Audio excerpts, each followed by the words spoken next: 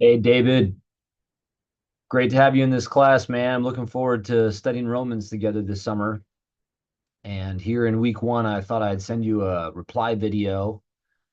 Gives me a chance to kind of say hello a little more personally and also give you some reaction to what you've written here in the discussions of the first week.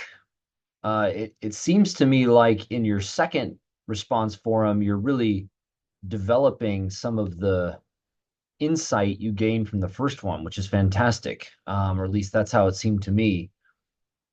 Because it is crucial, I think, to ask how the faith that Habakkuk urges is the faith that Paul is teaching in Romans and taking into account the circumstances of the audience.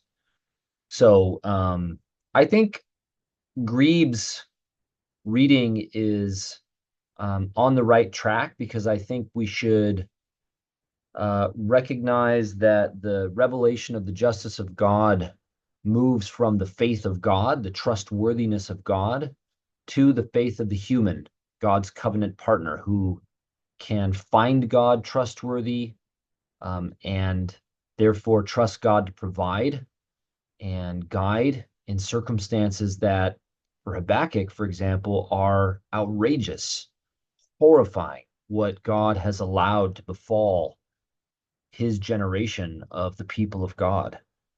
And yet, the word then of the Lord that comes to him and through him as a prophet is that uh, God is worth trusting in. It is worthwhile, even in circumstances of oppression, of war, of horror, to be generous with others, to trust God to provide rather than selfishly exploiting others or taking advantage of the vulnerable. And this is in contrast to the arrogant or the proud who exploit those disparities in power, the vulnerability of people for their own gain at others' expense. And the word of the Lord is that the just, by contrast, live by faith, which is to trust God. And the fruit of that faith of God is the faith of the human. So that's kind of how I think we can make sense of that. I don't think it's wrong to make sense of Habakkuk with a kind of messianic horizon, as long as we don't lose sight of the conditions of people's lives that make faith what it is in Habakkuk. Um, I think I want to come straight to your question at the end of response form two, where you ask how Paul's statements make sense to people living under slavery, um, struggling for health, for financial stability or economic sufficiency, dealing with war. It's probably good to note that at least some of the people in Paul's audience are themselves slaves. And so Paul has written to slaves, among others, and we want to try to make sense of how this is a letter of hope, of power for them.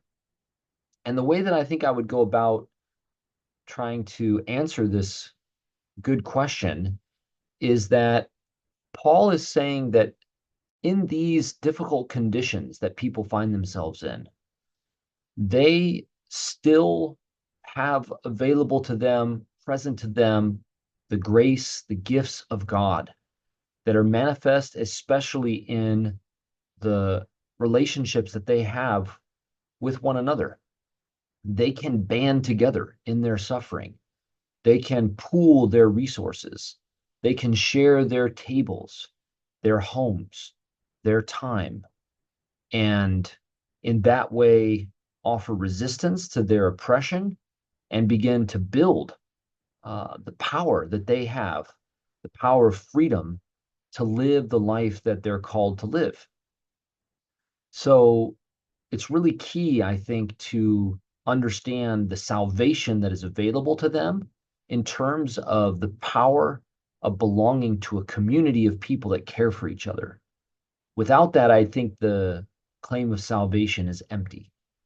But with that, then you can see how there is genuine hope for deliverance from oppressive conditions when, even under those conditions, people find that they have the power to improve their lives, to empower one another by the way that they share what they have, however little it is, with each other. And of that kind of sharing, God makes um, resurrection power. God's Spirit fills people with love for one another, with providing for one another, and that is the presence of salvation and the hope for more salvation to come. That's how I'd sort of come at that. I think that some of the highlights you've got here in the response forum are good in terms of the contrast between what Rome offers and what Jesus offers. So we want to keep thinking about that. And you can imagine that what I've just said would apply to that contrast. Rome offers people a place in a society that is exploitative, that favors the wealthy, that is um, feeding on slavery, feeding on violence.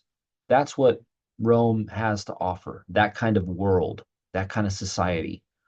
Whereas what Jesus offers is a community, a world in which people refuse to judge one another or rule over one another, refuse to exploit each other, take advantage of each other, and instead mingle their fates and their futures and their commitments with each other. That's how I think Paul's gospel is powerful. Hope this is helpful to you, but mostly just want to tell you thanks for the good work you've done in the first week and looking forward to more conversation ahead. We're going to start our weekly in-person discussion group next, or actually this Friday for week 2 at 3 p.m. So looking forward to that. And if you want to reply to this video, you can. You don't have to. And if you choose not to, if you could just write received or something like that so that I know that the video came through okay and that you were able to view it. Thanks again, David, and welcome to the course.